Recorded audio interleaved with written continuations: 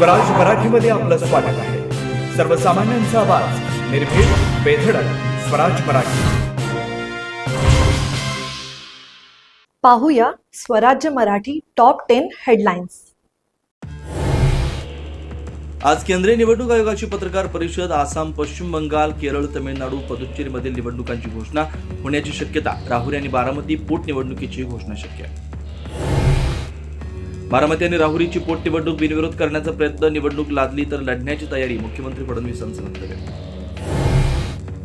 मुंबईतील कप परेडमध्ये समुद्राजवळ बांधण्यात येणाऱ्या संरक्षक भिंतीवरून वाद. स्थानिक मच्छीमार आणि कप परेड रेसिडेंट असोसिएशन आमने सामने.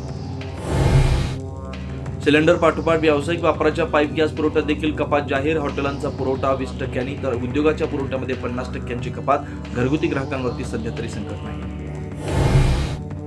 आखाती देशातील युद्धाचा आज 16वा दिवस. युद्ध संपण्याचा अजूनही कोणतेही संकेत नाहीत. अमेरिका, इस्रायल आणि इराणचे एकमेकांवरती हल्ले प्रतिहल्ले सुरू.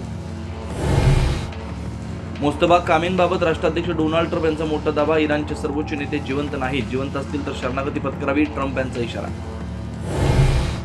मुर्मूच्या स्वामदृधनीत भारताची 28 ते 30 मालवाहू जहाजं अडकली. जहाजावरती 677 पेक्षा जास्त भारतीय खलाशी. भारत सरकार जहाजावरती लक्ष ठेवणार. युद्धाची झळ आता बुलढाण्यातील बिस्किट उत्पादनाला. गॅस टंचाईमुळे पार्लेजी बिस्किट उत्पादन 4 दिवसांपासून ठप्प. कामगारांच्या रोजगाराचा प्रश्न आहे. आता इथेच वेळ झाली थांबण्याची. भेटू पुढील अपडेट सोबत. चॅनलला लाईक करा, शेअर करा आणि सबस्क्राईब करा.